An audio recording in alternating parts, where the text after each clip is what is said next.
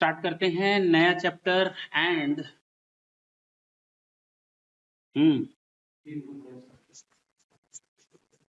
वो तो थोड़ी देर में अपने आप समझ में आ जाएगा कि ये कितना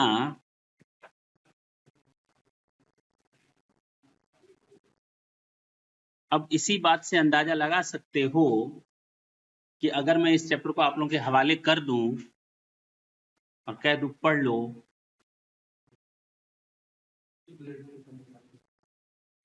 जब भी हम इस चैप्टर को देखते थे बुखार आ जाता था। लिटरली बता रहे हैं, तबीयत खराब हो जाती, समझ में नहीं आता था इस चैप्टर को करें कैसे। ना ए समझ में आए कभी, ना बी समझ में आए।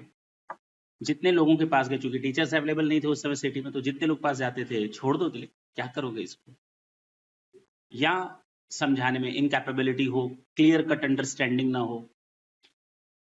तो दिल्ली गए हुए थे, तो संडे को दरियागंज में चोर मार्केट लगता ही है तो दरियागंज चले, बुक का चोर मार्केट, तो सामान होगा नहीं, बुक का। तो पता चला, तो मैंने कहा एक बार देख लेते हैं बुक मार्केट क्या है, इतना शौक है किताबों का। देखिए नई नई किताबें पड़ी हुई हैं, अचानक एक कॉस्ट अकाउंटिंग की बुक दिखी, राइटर का नाम नहीं बताऊंगा, तो एकदम सील पैक थी, 295 उस पर प्रिंट था, फिर रेट मैंने कहा कितने की, उसने कहा 120 की। मैंने कहा मेरे पास तो 100 रुपए हैं, जाने के लिए 5 रुपए लगेगा बस का, तो कहा ठीक है 95 दे दो मैंने कहा वाह भाई वाह, 95 दिए, 5 रुपए लिए, बुक भी लिए, चले आए। और चूंकि यही चैप्टर सबसे ज्यादा टेंशन देता था, उसके 2-3 चैप्टर देखे, हमें उसके समझ में नहीं आए। लेकिन जब ये चैप्टर उसका खोले, और चूंकि बीमार थे इस चैप्टर को उस समय, पढ़ते चले गए, पूरा तैयार हो गया बहुत आसानी के साथ। मैंने कहा बस यही था। चूंकि मेरे लिए किताब बाकी बेकार थी, वापस आए गोरखपुर में, वो 10 पेजेस फाड़े,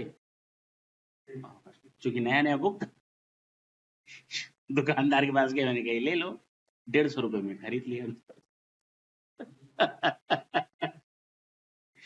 उस समय की बात है, हमने कुछ बार्गेन नहीं किया। तो कहने का मतलब, ये चैप्टर इतना यादगार क्यों है, सोचो, टेंशन देता था, 50 रुपए कमाए उसके लिए टेंशन देता था।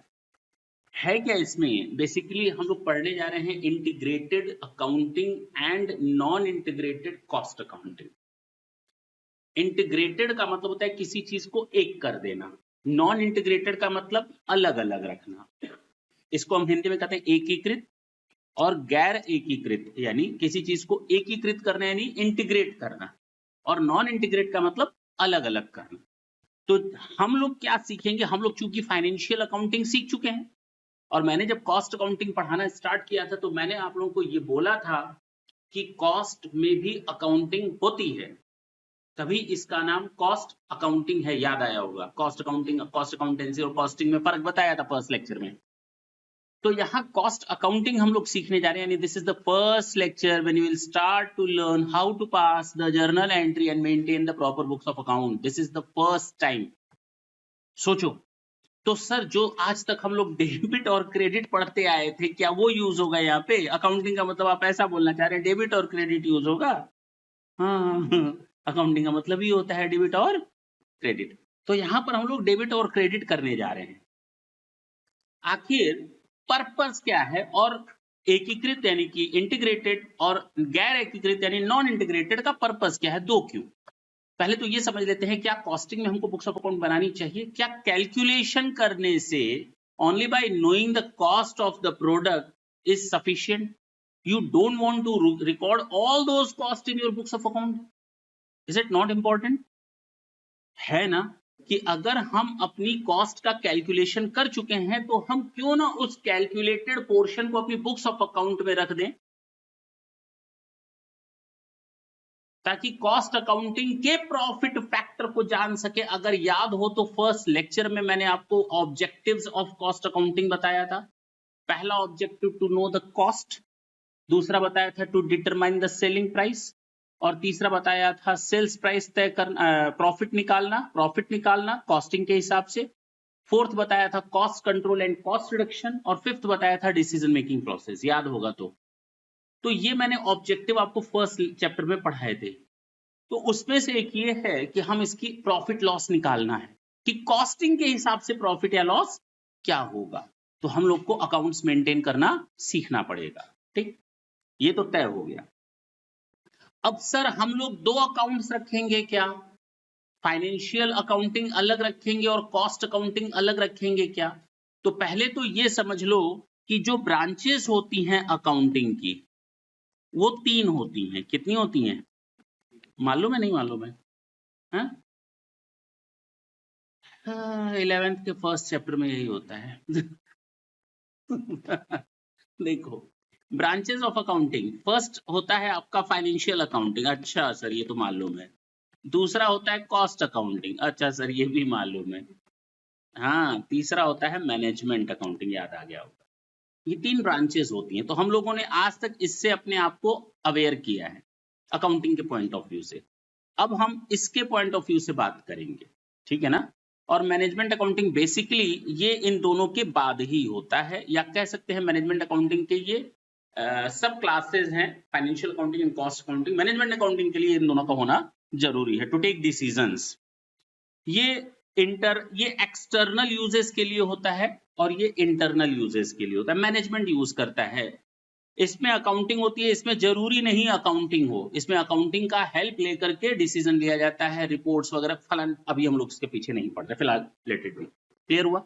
तो हम लोग अब किसके पीछे जा रहे हैं? कॉस्ट अकाउंटिंग के। इसमें हम लोगों ने देखा ये डेबिट होता है, ये क्रेडिट। तो यहां भी अब हम लोग को देखना पड़ेगा, ये डेबिट होता है, ये क्रेडिट। जब हम इन दोनों को अलग अलग बनाते हैं, इसको सेपरेट और इसको सेपरेट, इसको हम कहते हैं नॉन इंटीग्रेटेड। क्या कहते हैं? अगर इन दोनों को सेपरेट कर दिया जाए तो हम कहेंगे नॉन इंटीग्रेटेड अकाउंटिंग। यानी दोनों को एक नहीं किया गया, दोनों अलग अलग। आपको 2 बुक्स ऑफ अकाउंट मेंटेन करनी पड़ेगी। फाइनेंशियल रिकॉर्ड का अलग मेंटेन करना पड़ेगा, कॉस्ट अकाउंटिंग का अलग रिकॉर्ड करना पड़ेगा। और ज्यादा उसमें चूंकि स्किल्ड नॉलेज तो चाहिए। Cost accounting, normal financial accounting तुम लोग नहीं सीख पाते तो फिर अब मैं ये कहूँ बड़ा आसान होता है तो बेकार की चीज हो जाएगी ना, है कि नहीं? अगर डेबिट क्रेडिट तो आज तक नहीं आ पाया तो ये नया डेबिट क्रेडिट कहां से सीख लोगे? तो बेसिकली ये कहा जाता है ये इजी होता है। ठीक है ना, तुम लोग के लिए तो नहीं होता होगा, ये इजी होता है because we are maintaining separate records for cost accounting as well as separate record for financial accounting. While in the case of the integrated, दोनों को मिला करके एक बनाना है। सोचो कितना कॉम्प्लेक्स सिचुएशन हो जाएगा जब दोनों को मिलाकर एक बनाओगे। बीपी हाई हो जाता है, हाँ या ना? तो इंटीग्रेटेड में दोनों को एक single set of books of account maintain करना पड़ेगा। इंटीग्रेटेड में single set of books of account.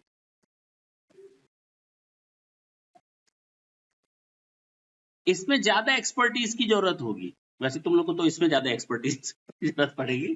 फिलहाल ये इजी होता है ऊपर वाला कंपैरेटिवली इस, हाँ या ना?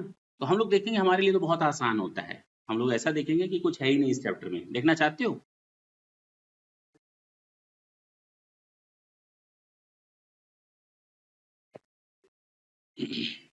तो ये तो समझ में आया इंटीग्रेटेड का मतलब क्या हुआ? क्या? हाँ, क्या इंटीग्रेटेड मीन्स व्हाट? यहां पर इंटीग्रेटेड का मतलब क्या है? क्या? कि फाइनेंशियल अकाउंटिंग और कॉस्ट अकाउंटिंग दोनों के लिए एक ही बुक्स रखेंगे। जो आज तक हम लोग रख रहे थे ना, उसी में ही काम चलाएंगे, उसी में जाकर जोड़ देंगे। कैसे जोड़ेंगे वो सीखोगे। नहीं समझे? अच्छा, नॉन इंटीग्रेटेड में क्या करोगे? दोनों का मतलब क्या होता है भाई? फाइनेंशियल अकाउंटिंग के बुक्स ऑफ अकाउंट बिल्कुल अलग अलग रहेंगे, उनका कॉस्ट अकाउंटिंग रिकॉर्ड से कोई लेना देना। यानी कॉस्ट अकाउंटिंग के लिए हमको अब नया कुछ सीखना है। तो क्या चाहते हो, पहले इंटीग्रेटेड सीखा है या नॉन इंटीग्रेटेड? मतलब इंसान हो, पहले नॉन इंटीग्रेटेड सीखोगे तभी तो जोड़ना सीखोगे। अभी तो कॉस्ट अकाउंटिंग रिकॉर्ड सीखे नहीं, सीधे जोड़ने का बात करोगे। तो पहले हो नॉन इंटीग्रेटेड सीखेंगे, ठीक है ना। जब ये सीख लेंगे, दोनों सीख लेंगे, तो फिर दोनों को जोड़ने में कोई दिक्कत नहीं हो। अब समझ में आई बात? तो पहले क्या सीखें? किस में? नॉन इंटीग्रेटेड में फाइनेंशियल अकाउंटिंग सीखना चाहते हो या कॉस्ट अकाउंटिंग? क्योंकि फाइनेंशियल तो आज तक पढ़ के आए हो, है कि नहीं? तो हम लोग कॉस्ट अकाउंटिंग का नॉन इंटीग्रेटेड सीखेंगे। 2-4 लाइनें बोल दें। It is the name given to a system of accounting whereby cost and financial accounting are kept in the same set of books of account. किसमें? This system avoid the need for separate set of books of account financial and costing purposes. Integrated account provides or meet out fully the information requirement for costing as well as financial. दोनों की requirement पूरी कर देगा integrated. आपको ये जानना है profit कितना, चले जाओ integrated accounting में. You will come to know the profit situation. You will know the cost situation. You will know the loss situation as well as how much amount is receivable or payable. You will get each and every information. आप जिसकी जो information निकालना चाहते हो costing से related उसी integrated से निकाल लोगे, फाइनेंशियल से रिलेटेड उसी इंटीग्रेटेड से निकाल लोगे. ओके अच्छा, लेकिन अगर हम बात करें कि एक्सपर्टीज की, इसमें ज्यादा एक्सपर्टीज और स्किल की चाहिए जरूरत पड़ती है इंटीग्रेटेड बुक्स मेंटेन करने के लिए. The main advantages due to the use of single set cost effective होता है. पहली चीज, सारी इंफॉर्मेशन हमको एक ही जगह एक ही set of books of account में मिल जाती है. हाँ या ना? अच्छा, रिकंसिलिएशन की जरूरत नहीं पड़ती क्योंकि एक ही बुक्स बन रहा है तो वही प्रॉफिट है. अगर हम अलग अलग बनाते तो हो सकता है कॉस्टिंग में अलग प्रॉफिट दिखाए और फाइनेंशियल में अलग प्रॉफिट दिखाए, तो फिर रिकंसिलिएशन की जरूरत पड़ती है कि क्यों ये डिफरेंसेस आ रहे हैं. तो उसके लिए फिर एक नया चैप्टर स्टार्ट हो जाता है, रिकंसिलिएशन ऑफ अकाउंटिंग रिकॉर्ड्स. हाँ है ना? तो वो भी पढ़ेंगे. The accounting procedure can be simplified. हाँ है ना? Essential pre requisite. चलो ठीक है, छोड़ देते हैं अभी. अब हम बताते हैं कि ये है क्या बेसिकली. छोड़ देते हैं, कहानी सीधे बताते हैं.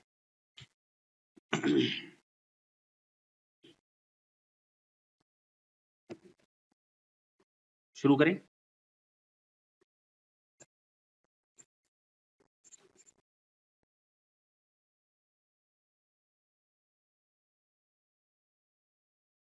ये आपने मटेरियल परचेज किया. क्या किया? क्या किया? और जब मटेरियल परचेज करते हैं ना तो उसके लिए स्टोर लेजर बनता है. क्या बनता है? यानी मटेरियल का आना और मटेरियल का जाना सब कहां से होता है? पक्की बात है. इस स्टोर लेजर से मटेरियल निकलेगा, ढंग से सुनना, ये चला जाएगा दो जगहों पर.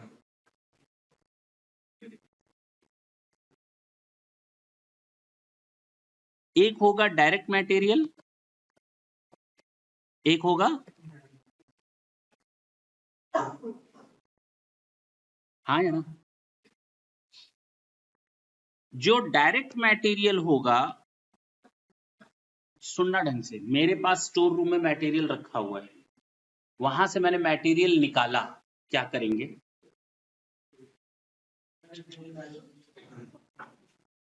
ट्रेडिंग का काम करने आए हो तुम लोग, कॉस्टिंग पढ़ रहे हो और ट्रेडिंग का काम करोगे, माल खरीदना और माल बेचना. मैन्युफैक्चरिंग प्रोसेस में ले जाओगे ना, कहाँ ले जाओगे? तो हम इसमें से मटेरियल निकाले और मैन्युफैक्चरिंग प्रोसेस कहाँ ले गए? प्रोसेस मिलेगा ताकि ये क्या बन सके? Finished goods. तो हम जब मटेरियल निकाल करके ले जाते, कहाँ ले जाते हैं? फैक्ट्री में.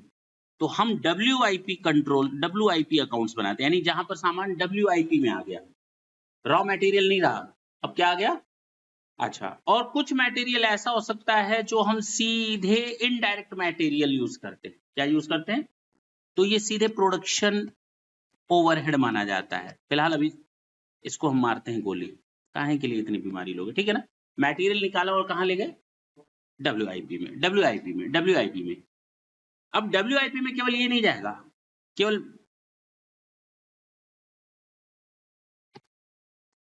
तुम लोग को कॉस्ट शीट बताई थी, हिंट दिया था.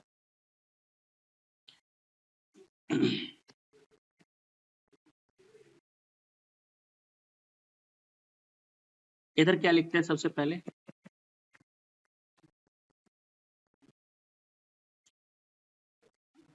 लिख देते हैं 1 लाख रुपए डायरेक्ट वेजेस. समझाने के लिए लिख रहे हैं हम केवल. 60,000 क्या आ जाएगा ये?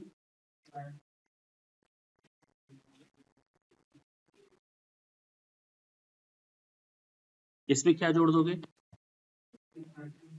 इसको हम फैक्ट्री ओवरहेड बोले, प्रोडक्शन ओवरहेड बोले, मैन्युफैक्चरिंग ओवरहेड बोले. Is there any problem? All the 3 terminology has same sense और मीनिंग. तो फैक्ट्री ओवरहेड में आ गया. इस पे मान लेते हैं 40,000 था, इसको हम बोलेंगे वर्क्स कॉस्ट या फैक्ट्री कॉस्ट। इसमें जोड़ते हैं ऑफिस एंड एडमिनिस्ट्रेटिव ओवरहेड, मान लेते हैं 1 लाख। क्या आ गया, क्या होता है ये, कॉस्ट ऑफ प्रोडक्शन। इसमें हम करते हैं ओपनिंग फिनिश गुड्स और क्लोजिंग फिनिश गुड्स। उसके बाद हम करते हैं सेलिंग एंड डिस्ट्रीब्यूशन ओवरहेड,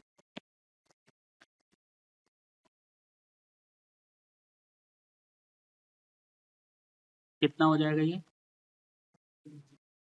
क्या आ गया ये, इसमें प्रॉफिट ऐड कर दें, कितना, अपने मन के ऊपर ही है सब। ये क्या आ गया, बस ये आपकी कॉस्ट कैलकुलेशन है। हमें अब इसी की तो जर्नल एंट्री करनी है कि कुछ और करना है, नहीं समझे मेरी बात। यही तो हम लोग का कॉस्ट कैलकुलेशन है, इसी की तो जर्नल एंट्री करनी है कि कुछ और नई चीज को लाना है। नई चीज को तो लाना नहीं, इसी का करना है। क्यों सेठ जी, पक्का। एक बात बताओ, हमने डायरेक्ट मटेरियल खरीदा होगा, उसको हमने प्रोसेस में डाला होगा, तभी तो यहां पर आया। मटेरियल लेबर के साथ कब जुड़ता है, जब मटेरियल को हम स्टोर रूम से निकाल कर लाते हैं और लेबर उसमें जोड़ देते हैं।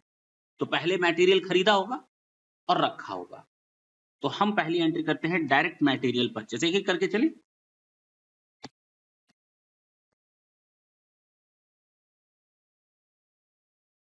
दूसरी बात सुनना, जब हम अकाउंटिंग बनाएंगे कॉस्ट अकाउंटिंग रिकॉर्ड्स, तो उसमें पर्सनल नेचर का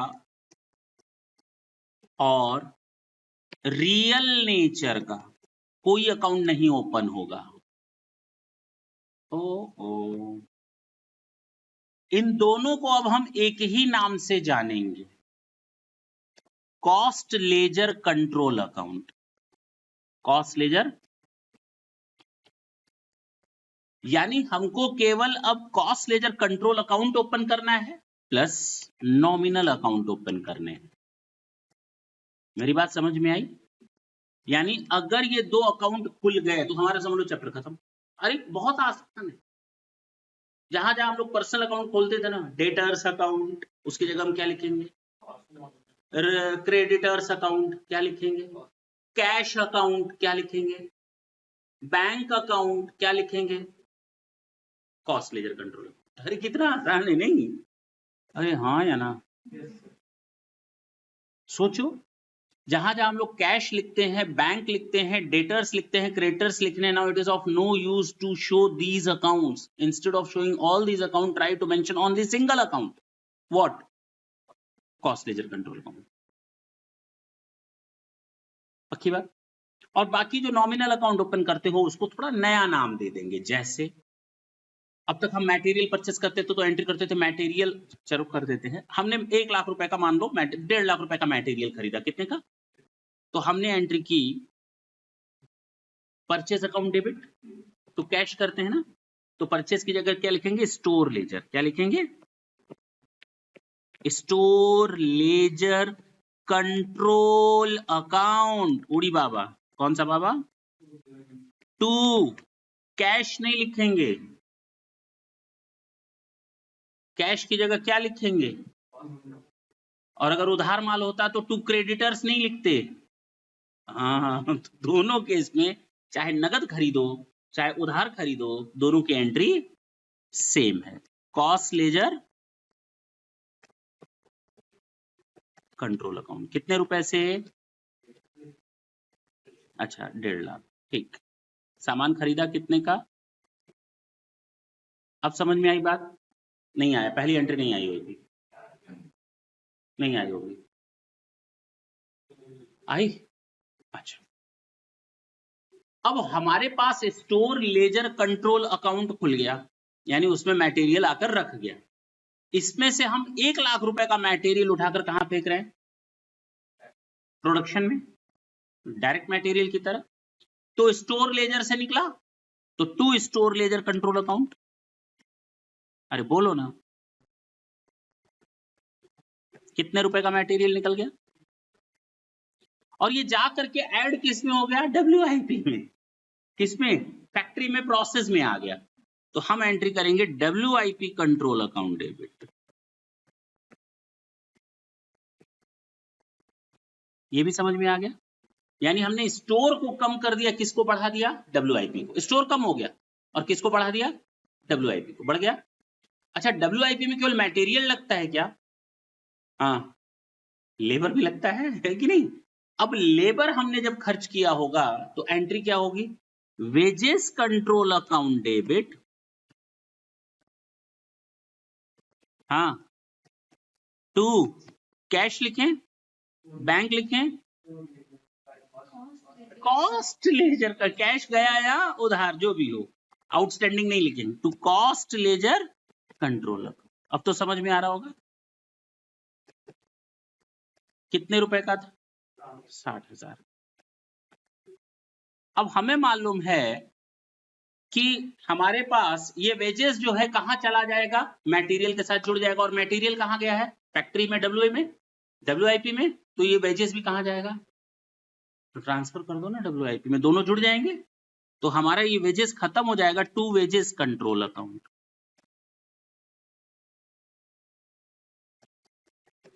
और ये कहां जाकर ऐड हो गया,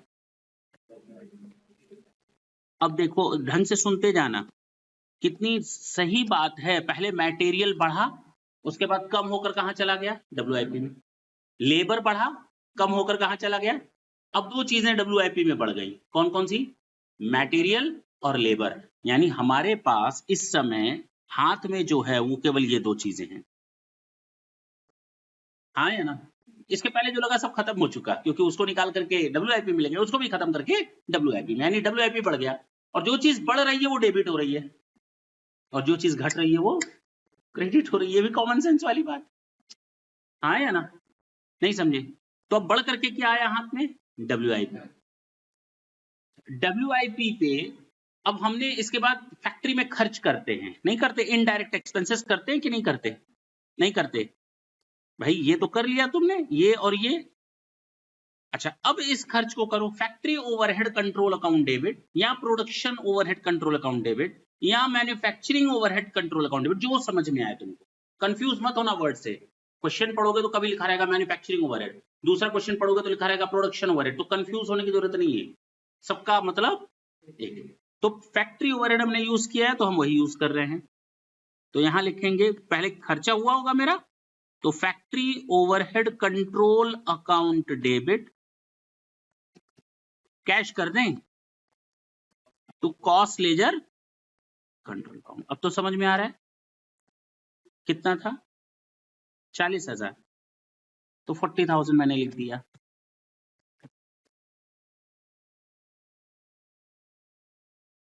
अब सुनो, अब ये WIP निकालो, क्योंकि WIP बढ़ा हुआ है और फैक्ट्री ओवरहेड बढ़ा हुआ है। इन दोनों को निकाल करके कहां ले जाओगे, एक तो ऑलरेडी फैक्ट्री ओवरहेड में लिखा हुआ है, अब इसमें से WIP निकाल करके इसमें जोड़ दो। नहीं समझे, इस समय बढ़ा क्या हुआ है, WIP, और दूसरा क्या है, फैक्ट्री ओवरहेड।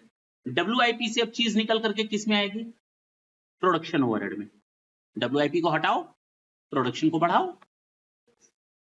अरे बोलो ना, तो WIP खत्म करें, तो चलो WIP खत्म करने के लिए क्या करना पड़ेगा, credit to WIP control account. कितने रुपए से, 1,60,000, ऊपर कितना था, और कहां ले जाएंगे इसको।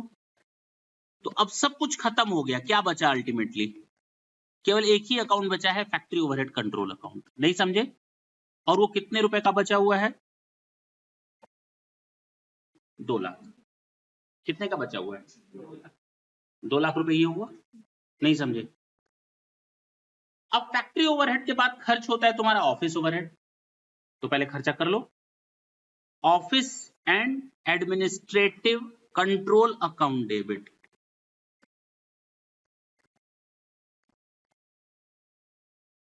To cost ledger control account.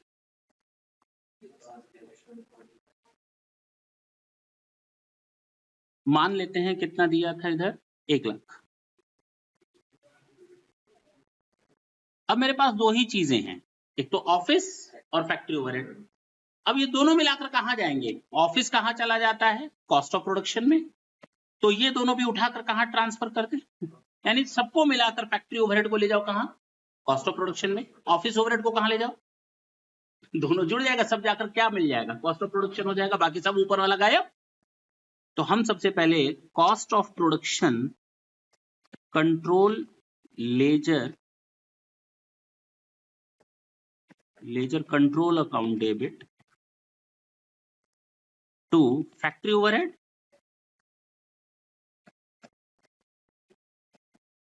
दो लाख। तो फैक्ट्री ओवरहेड खत्म होकर कहां चला गया, अच्छा कॉस्ट ऑफ प्रोडक्शन में। इसी तरह ऑफिस को भी खत्म करो और कहां ले जाओ,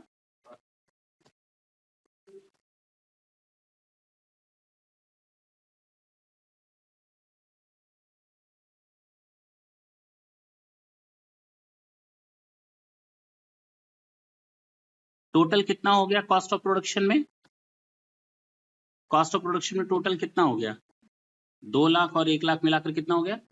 तो कॉस्ट ऑफ प्रोडक्शन में देखो हम लोग का कितना आया था, नहीं समझे, उसी की तो एंट्री कर रहे हैं। अच्छा इसके बाद आते हैं क्या, सेलिंग एंड डिस्ट्रीब्यूशन। अब तो हमें बताने की जरूरत नहीं पड़ेगी, हमको लग रहा है तो लोग तेज हो गए, क्यों 5 मिनट में। Selling and distribution overhead control account debit to cost ledger control account.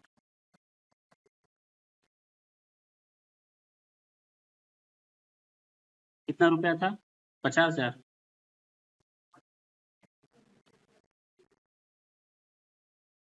अब मेरे पास दो चीजें हैं, कॉस्ट ऑफ प्रोडक्शन और सेलिंग, दोनों को उठाकर कहां पटके, कॉस्ट ऑफ सेल्स, दोनों को उठाकर कहां पटके। तो हम करेंगे cost of sales control account debit, खत्म किसको करना है, कॉस्ट ऑफ प्रोडक्शन को, लेजर कंट्रोल अकाउंट। कितना था कॉस्ट ऑफ प्रोडक्शन, 3 लाख, और 50,000 भी अब ट्रांसफर कर दें कॉस्ट ऑफ सेल्स में। तो cost of sales control account debit to cost of sales control selling and distribution overhead control account 50,000। अब मेरे पास कॉस्ट ऑफ सेल्स टोटल कितना हो गया मिला करके, एक ये और एक ये, कितना हो गया, तो यहां कितना आया था, ऊपर वाला सब गायब, बोलो। अब एक काम करो, इसको यहां से ले जाओ कॉस्टिंग पीएल में, कहां ले जाओगे, कॉस्टिंग पीएल में। तो जितना भी कॉस्ट ऑफ सेल्स है उसको कहां ट्रांसफर कर दें, तो costing PL account debit to cost of sales 3,50,000 का, सीधे सीधे खत्म हो गया सब। यानी अब मेरे पास कॉस्टिंग पीएल के डेबिट में एक ही अमाउंट है, कौन सा, कॉस्ट ऑफ सेल्स, हो गया। अब सेल करेंगे उसको, जब माल बिकेगा तो एंट्री होगी, चाहे नगद बिके तो bank account debit to sales, उधार बिकेगा तो debtors account debit to sales. तो बैंक और डेटर्स तो लिखते नहीं है, उसकी जगह क्या लिखते हैं, तो cost ledger control account debit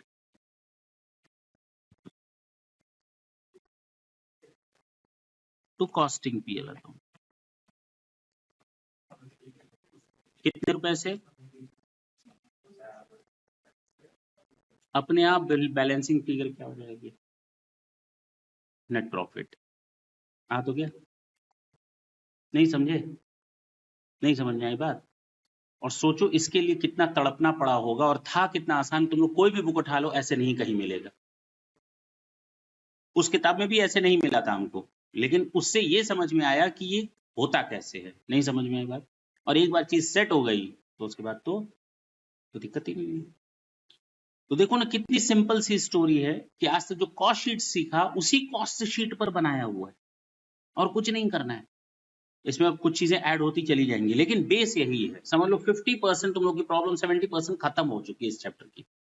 केवल इस एक छोटे से क्वेश्चन को करने से 70% प्रॉब्लम दूर कर दी। हाँ, अब जब प्रैक्टिस करोगे तो तुम लोग को नई नई थोड़ी थोड़ी चीजें आकर के पुटक पुटक करके प्रॉब्लम करेंगी, ठीक है ना, लेकिन वो बहुत ज्यादा प्रॉब्लम नहीं करेंगे अगर ये कंसेप्ट क्लियर है तो। नोट कर लो इसको।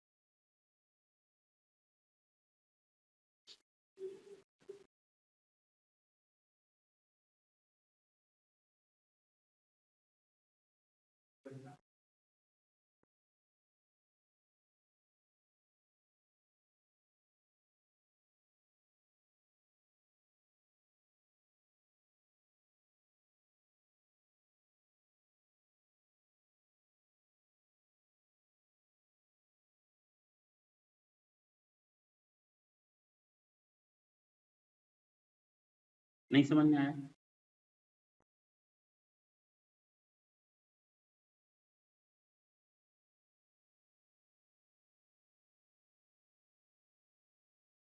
अब हम चलें और थोड़ा डिटेल में, अब चीजों को तोड़ेंगे। ये जितना आसानी से समझ में आया ना, अब थोड़ा इसमें हम कॉम्प्लेक्स सिचुएशन डालेंगे।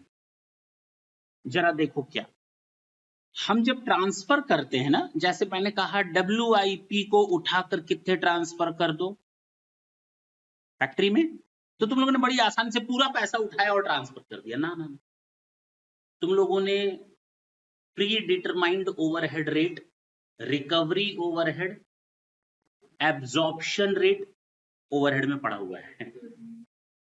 हम यहां चीजों को रिकवरी करते, हम डायरेक्ट उठा करके ट्रांसफर नहीं करते। ट्रांसफर की एंट्री यही होगी, जर्नल एंट्री, लेकिन कितने से हम रिकवरी रेट्स लगाते हैं। क्या लगाते हैं? Recovery rates. रिकवरी रेट्स का मतलब ये हुआ कि हमने, हो सकता है फैक्ट्री ओवरहेड का जितना भी खर्च हो उसका 60% ही रिकवरी हो पाया। नहीं समझ में आई बात? नहीं समझ में आई। हमने, एक कस्टमर आया, माल बेचा, उससे ओवरहेड लिया होगा कि नहीं? मटेरियल का पैसा लिया, लेबर का पैसा लिया, प्रॉफिट का पैसा लिया, ओवरहेड का पैसा लिया होगा कि नहीं? लिया होगा। कैसे कैसे तुमको सपना आया कि इस आदमी पर तुम्हारा 10 रुपए का बिजली जाएगा, 2 रुपए की चाय जाएगी, 50 रुपए का रिपेयर जाएगा? वो तो हम लोग ओवरहेड रिकवरी रेट्स निकालते हैं ना। On the basis of those recovery rates we charge the sales, we charge the price. हाँ या ना? तो वो चार्ज करते हैं सेल प्राइस सामने वाले से, रिकवरी रेट्स लगा लगा कर। अब एक्चुअल में खर्चा कुछ और होगा। मान लो क्वेश्चन में दे दिया कि जितना भी फैक्ट्री ओवरहेड होता है ना, वो वेजेस का आधा होता है। क्वेश्चन में बोल सकता है एक्चुअल में खर्चा मेरा वेजेस हुआ 60,000, हाँ या ना, और बोलता है जितना भी वेजेस में खर्चा होता है उसका आधा हम ये रिकवरी करते हैं। तो रिकवरी कितना होगा 60,000 पर? 30,000। लेकिन हमारा खर्चा कितना हुआ? 40,000। अब ये प्रॉब्लम करेगा। रिकवरी मैंने कितना किया? 30, खर्चा कितना हुआ? 40। जो बाकी 10,000 बच गया, तो हम लोग जो यहां पर एंट्री करेंगे फिर 40 की नहीं करेंगे, 30 की करेंगे, जितनी रिकवरी करेंगे। देखेंगे, चिंता न करना।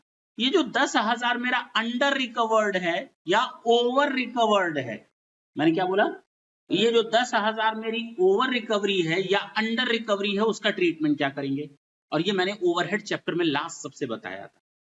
मैंने कहा था ओवरहेड की जो रिकवरी होती है उसके 3 रास्ते होते हैं। सेम वही फंडा यहां भी लगेगा। या तो आप उसको सीधे सीधे कॉस्टिंग पीएल में ट्रांसफर कर दो, अंडर रिकवरी है तो लॉस मान लो, ओवर रिकवरी है तो प्रॉफिट मान लो, बात खत्म हो गई। हाँ या ना? दूसरा कि हम इसको बैलेंस को कैरी फॉरवर्ड करेंगे, closing balance, opening balance, closing balance, opening balance. तीसरा तरीका मैंने बताया सप्लीमेंट्री रेट बनाने का, याद आया होगा। वही तीनों चीजें यहां भी यूज। क्वेश्चन देखकर समझ करके हमको समझ में आना चाहिए कि इसने अंडर रिकवरी और ओवर रिकवरी का क्या सिस्टम यूज किया है। जैसे मान लो हमारे सामने ये क्वेश्चन दे दिया, मान लेते हैं 2 मिनट के लिए, तो हमसे कहता है कि ये बैलेंसेस हैं। क्या है? बैलेंस है। और बैलेंस में कौन सा अकाउंट है? बैलेंस में कौन सा अकाउंट है? इसका मतलब ये अंडर रिकवरी ओवर रिकवरी को ओपनिंग और क्लोजिंग में ले जाता है, तभी तो ओपनिंग आएगा। नहीं समझे? यानी only by seeing the question you can find out that what the method they have used। उसके लिए बीमार होने की जरूरत नहीं है। अरे भाई ट्रायल बैलेंस में आ रहा है, इसका मतलब ओपनिंग बैलेंस क्लोजिंग बैलेंस चल रहा है, बैलेंस कैरी फॉरवर्ड करो, लेते जाओ, दिख रहा है। अब समझ में आई? हाँ, हम ये मान सकते हैं हमारा स्टॉक पड़ा हो सकता है, रॉ मटेरियल का स्टॉक पड़ा हो सकता है, उसका रिकवरी से कोई लेना देना नहीं। हो सकता है मेरा WIP में स्टॉक पड़ा हो सकता है, हो सकता है मेरा फिनिश गुड्स का स्टॉक पड़ा हो सकता है। ये कौन सा स्टॉक है भाई? नहीं समझे? ये स्टॉक नहीं है, ये अंडर रिकवरी और ओवर रिकवरी है। देखो, एक अंडर रिकवरी और एक ये पिछली बार का कैरी फॉरवर्ड करके लाया। अब समझ में आई बात? अब क्लियर है ना? यानी कि हम क्वेश्चन देख करके समझ सकते हैं कि इसने किस मेथड को यूज किया है। वैसे नॉर्मल एग्जाम में इसी तरह का क्वेश्चन आता है, क्लोजिंग बैलेंस ओपनिंग बैलेंस का, लेकिन अगर हम होते तो एक बार में जरूर हटा देते। हम देखते बच्चों के दिमाग में कितना ये चैप्टर गया है। नॉर्मली 90% बच्चों को तो ये चैप्टर ही नहीं समझ में आता। मैं विश्वास मानो, कितने बच्चों को? मैंने कम बोला, बढ़ा दो रेशियो। 90% के आसपास बच्चों को ये चैप्टर समझ में ही नहीं आता कि ये हो क्या रहा है, कैसे हो रहा है। विश्वास मानो, किसी से भी जाकर के ये पूछ लोगे उसको समझ में नहीं आएगा। ये बताना मत, उसको कहना हमको जरा कंट्रोल अकाउंट की जर्नल एंट्री कर दो, कोई भी एक क्वेश्चन उठा दो। तो उसके लिए ये चैप्टर बहुत नाइटमेयर की तरह काम करता है, बीपी हाई कर देता है कि अरे समझ में नहीं आ रहा कब डेबिट कब क्रेडिट, कौन कहां पैसा जा रहा है, कब कहां पैसा जा रहा है। और बुक्स ने भी क्या किया, नौटंकी मचाई हुई है। हम लोगों ने तो बड़ा सीधे सीधे किया ना। उन लोगों ने क्या किया है, पहली एंट्री करेंगे वेजेस कंट्रोल, तीसरी एंट्री करेंगे फैक्ट्री ओवरहेड, उसके बाद करेंगे मटेरियल खरीदने की। अरे ये कौन सा, कंफ्यूज तो आदमी होगा ही होगा। नहीं समझे? जैसे मन वैसे करके छोड़ दिया। हम लोग क्या करेंगे, सिस्टमेटिकली उठाएंगे हर क्वेश्चन में। उसने क्या किया है, we are not concern, we will find the same answer, लेकिन हम लोग बड़े सिस्टमेटिक तरीके से करेंगे, हर क्वेश्चन को ऊपर से चलेंगे नीचे तक खत्म करेंगे। ठीक, तो अब समझ में आया ये है क्या। यानी अभी हमने इसमें कॉम्प्लिकेशंस नहीं जोड़े क्वेश्चन में। किस चीज के? Over recovery, under recovery. हाँ, रिकवरी क्या होती है ये बताया जा चुका है ओवरहेड चैप्टर में। हाँ, उसके 3 मेथड्स हैं डिस्पोजल के, अंडर रिकवरी ओवर रिकवरी के। या तो कॉस्टिंग पीएल में ले जाओ तो ट्रायल बैलेंस में नहीं दिखेगा, कॉस्टिंग पीएल में डन हो जाएगा। दूसरा, कैरी फॉरवर्ड करो। तीसरा, सप्लीमेंट्री रेट, अगर सप्लीमेंट्री रेट लगाओगे तो भी ट्रायल बैलेंस में नहीं दिखेगा। ठीक है ना? चलें,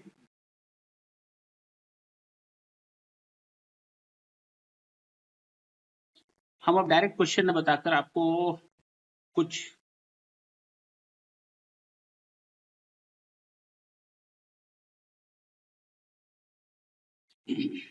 कितनी एंट्रीज बन सकती हैं, नहीं समझे? कितनी एंट्रीज बन सकती हैं, अब हम वो बताएंगे। चलें, सबसे पहले मटेरियल परचेज किया। हमको अब ये याद रखना है, ये मेरा फैक्ट्री है, ये किस काम में आता है? फैक्ट्री के बाद क्या बनता है, इसमें हम लोग एडमिनिस्ट्रेटिव ओवरहेड ऐड करते हैं, तो ये दोनों मिलकर के कहां जाता है? Cost of production. इसमें फिर ऐड करते हैं सेलिंग ओवरहेड, तो ये दोनों मिलकर कहां चला जाता है? Cost of sales. Cost of sales को कॉस्ट लेजर कंट्रोल अकाउंट में ट्रांसफर करते हैं, सेल्स को भी हम लोग कॉस्ट लेजर कंट्रोल अकाउंट में ट्रांसफर करते हैं। डिफरेंस क्या आ जाता है? प्रॉफिट या लॉस। और हम लोग क्या सीख रहे हैं? Integrated accounting. क्या सीख रहे हैं? बस, ये नॉन इंटीग्रेटेड सीख रहे हैं। कौन सा सीख रहे हो? ये नॉन इंटीग्रेटेड। बिल्कुल, फाइनेंशियल अकाउंटिंग से इसका कोई लेना देना नहीं। मैंने कहाँ कहा कैश अकाउंट लिखो, मैंने कहाँ कहा बैंक अकाउंट लिखो, डेटर्स अकाउंट लिखो, क्रेडिटर्स अकाउंट लिखो, वो तो फाइनेंशियल अकाउंटिंग में होता है ना। तो हम लोग यहाँ नॉन इंटीग्रेटेड सीख रहे हैं। पक्की बात है। अब ये भी तो क्लियर हो गया होगा ना, यानी उसमें क्या क्या खोलना पड़ेगा क्या? हाँ, देखो कितना आसान हो गया, खत्म। सोचो, यही फर्क है कि यहाँ पर पर्सनल और रियल नहीं खोलने, इनकी जगह केवल एक अकाउंट खोलते हैं, कॉस्ट लेजर कंट्रोल अकाउंट। और जैसे ही उधर शिफ्ट हो जाओगे, दोनों को मिलाकर बनाओगे, तो कौन से अकाउंट खोलने लगोगे? कॉस्ट लेजर कंट्रोल अकाउंट नहीं खुलेगा, cash account, bank account, debtors account, फिर हो गया, खत्म हो गया। समझे मेरी बात? चलो, सबसे पहले मटेरियल परचेस कर लेते हैं। क्या कर लें? हमने मटेरियल खरीदा, चाहे नगद खरीदो चाहे उधार खरीदो, material control account debit to cost ledger control account, ये तो मालूम है ना। तो material control account debit to, खरीद लिया मटेरियल, अब इसी खरीदे हुए मटेरियल को हम कहाँ ले जाते हैं? फैक्ट्री में, WIP में। तो WIP में ले जाएंगे टू मटेरियल कंट्रोल अकाउंट। हाँ या ना? इससे क्या किया है इसने? ये गलत खोला है, हम लोग ने एक ही अकाउंट खोला था, हम लोग के लिए एक ही अकाउंट होगा, store ledger control account debit to cost ledger, हम लोगों ने यही खोला, तुम लोग भी यही करना। देखो दोनों का मतलब वही निकला, इसने अलग अलग कर दिया। Store ledger control account debit to cost ledger control account. अब इस स्टोर लेजर में से मटेरियल निकालकर WIP में ले जाओगे। तो चलो हमने WIP में मटेरियल ले गए डायरेक्ट, कहाँ ले गए? देखो WIP में ले गए ना, कहाँ ले गए? स्टोर को कम कर दिया। और अगर उसी मटेरियल में से हम फैक्ट्री में डायरेक्ट ले जाते, प्रोडक्शन ओवरहेड में, किसमें यानी इनडायरेक्ट मटेरियल, उसी मटेरियल में से हम कुछ स्टोर निकाल कर कहां ले जाते? इनडायरेक्ट यूज में, डायरेक्ट मटेरियल में नहीं, इनडायरेक्ट में। तो इनडायरेक्ट को डायरेक्टली हम प्रोडक्शन ओवरहेड कंट्रोल अकाउंट में ले जाते हैं। किसमें ले जाते हैं? बोलो, अब समझ में आई बात? तो डायरेक्ट चीजें जो होंगी, डायरेक्ट मटेरियल, डायरेक्ट लेबर, वो निकल करके WIP में जाएगा, लेकिन जो भी चीजें इनडायरेक्ट होंगी उसमें से निकल करके प्रोडक्शन ओवरहेड में चले जाएंगे। अब क्लियर है? तो हमने मटेरियल को प्रोडक्शन ओवरहेड में यूज किया, या कह सकते हो इनडायरेक्ट मटेरियल यूज किया, तो जितना भी स्टोर कम हुआ वो सीधे निकल जाएगा कहां? प्रोडक्शन ओवरहेड में। और जो डायरेक्ट मटेरियल निकल करके गया वो चला जाएगा WIP में। बस ये काम है। अगर यही मटेरियल निकल करके सेलिंग ओवरहेड में जाता तो selling overhead control account debit to store ledger control account. अब समझ में आ रही है बात? अब देखो, हमने अगर माल वापस कर दिया, एंट्री रिवर्स कर देना, जो ऊपर बनाए थे ये एंट्री रिवर्स कर दोगे, cost ledger control account debit to store ledger control account. हाँ या ना? तो माल वापसी पर ये एंट्री होगी, cost ledger control account debit to store ledger control. खरीदा था तो store ledger control account debit to cost ledger control account, वापस किया तो रिवर्स। अच्छा, हमने कोई मटेरियल खरीदा, लेकिन हाँ, जैसे ही वो हम स्टोर में ले जा रहे थे मेरे दिमाग की बत्ती जली, मैंने कहा अरे अरे अरे ये यहाँ के लिए नहीं है, ये स्पेशल जॉब के लिए है जो हम स्पेशली पर्टिकुलर किसी पर्सन का काम कर रहे हैं। तो सीधे उसी जॉब अकाउंट में ट्रांसफर कर दोगे, डायरेक्ट उस जॉब में, स्पेसिफिक जॉब अकाउंट डेबिट। बात समझ में आई? हाँ या ना? उसके बाद वर्क इन प्रोग्रेस में ले जाना। इसने क्या किया? डायरेक्ट उसी में ले गया। हम क्या करेंगे? पहले स्पेसिफिक जॉब में ले जाएंगे, फिर WIP में ले जाएंगे। बात समझ में आई? क्लियर है? खत्म हो गया? मटेरियल से रिलेटेड कुछ बचा क्या? देखो कुछ नहीं बचा, खत्म है, छोड़ दो। वो ट्रांसफर का है जॉब 1 से जॉब 2, तो जैसे अभी तुम लोग को स्पेसिफिक जॉब करवाया ना, देखो अब यहाँ पर यहाँ जॉब लिख रहा है इंसान, ऊपर नहीं लिखा था। तुम लोग को वही समझ में आ गया कि अगर कोई स्पेसिफिक जॉब के लिए सामान आया तो स्पेसिफिक जॉब में ले जाओ to cost ledger control account, और स्पेसिफिक जॉब से निकाल करके फिर WIP में ले जाओ। सेम यही चीज लेबर के साथ होती है। आप डायरेक्ट लेबर का खर्चा करो तो labour control account debit to cost ledger control account. Indirect labour का खर्चा करो तो क्या फर्क पड़ता है? Labour control account debit to cost ledger control account, चाहे डायरेक्ट लेबर हो चाहे इनडायरेक्ट लेबर हो। मुझे 60,000 रुपए निकालने पड़े लेबर में, चाहे डायरेक्ट हो चाहे इनडायरेक्ट, तो मेरे लिए तो wages control account debit to cost ledger control account होगा ना? नहीं समझे? कॉस्ट लेजर कितने रुपए से, लेकिन हमें मालूम है इसमें से 50,000 डायरेक्ट है, तो जो 50,000 डायरेक्ट है वो WIP में ले जाओ, और जो 10,000 इनडायरेक्ट है प्रोडक्शन ओवरहेड में, भी बोला ना इनडायरेक्ट कहां चला जाता है, तो सीधे production overhead control account debit to wages control account. अब समझ में आई? यानी वेजेस खत्म होगा, डायरेक्ट वाला 50,000 और इनडायरेक्ट वाला ऐसे जाए। सिंपल नहीं है? अब थोड़ा और डिटेल में देख रहे हैं अंतर ये।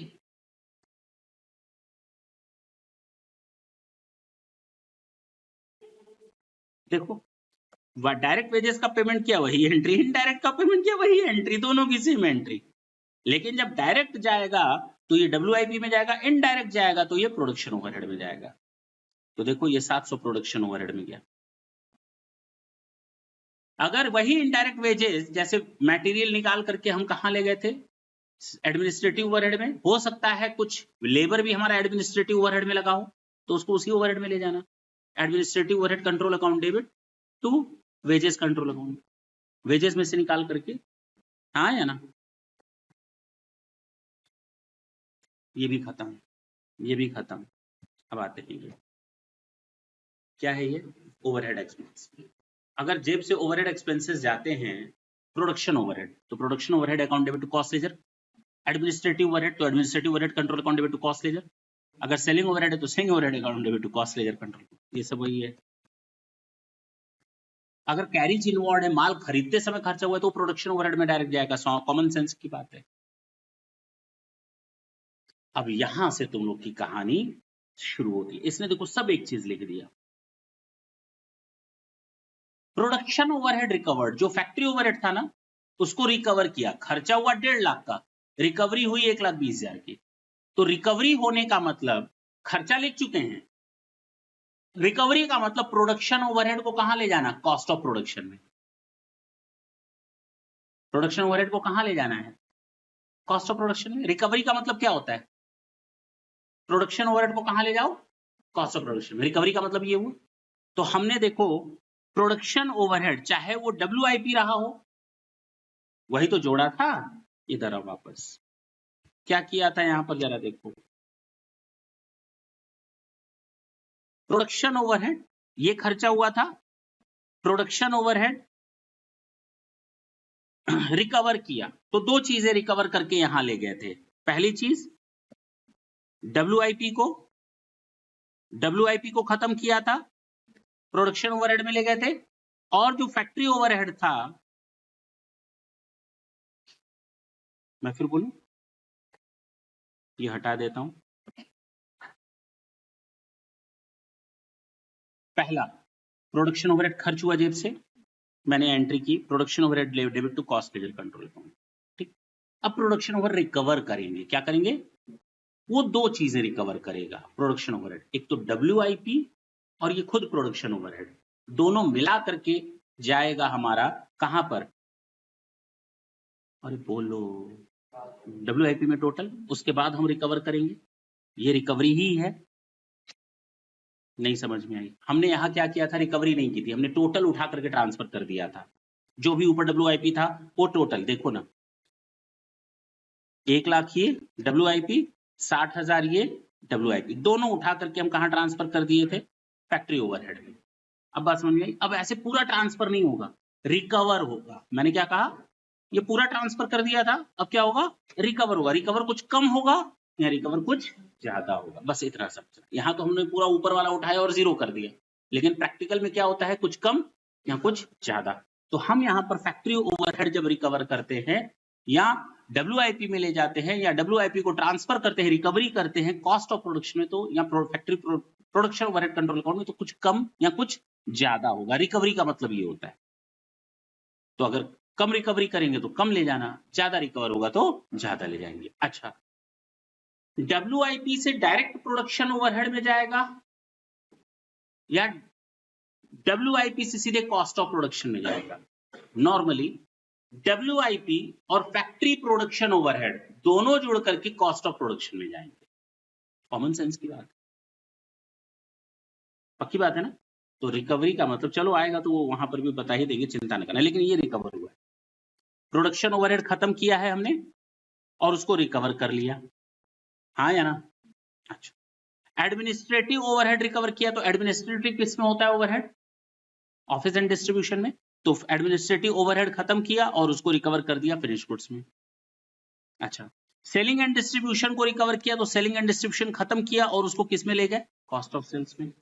अगर कोई अंडर रिकवरी है तो ये केवल एक तरीका बता दिया है, कॉस्टिंग PL में ट्रांसफर करो। हम कॉस्टिंग PL में हमेशा थोड़ी ट्रांसफर करते हैं, हम बैलेंस भी कैरी फॉरवर्ड करते हैं, बताया ना क्वेश्चन दिखाकर। तो अगर कॉस्टिंग PL में ले जाते हैं तो कॉस्टिंग PL में लॉस दिखा देंगे डेबिट साइड, और अगर क्रेडिट साइड है तो इसका मतलब ओवर रिकवरी है, वो चला जाएगा कॉस्टिंग PL में, बात खत्म। सेल्स की एंट्री मैंने बताया ना, cash account debit to sales, तो कैश की जगह लिख देंगे cost ledger control account, sales की जगह लिख देंगे कॉस्टिंग PL अकाउंट। हो गया, प्रॉफिट अपने आप आ जाएगा, लॉस अपने आप आ जाएगा, ठीक है ना। दैट्स इट, ये चीजें हैं, ये एंट्रीज है, कुछ डिटेल में है, डिटेल में थी जिसको समझना जरूरी था।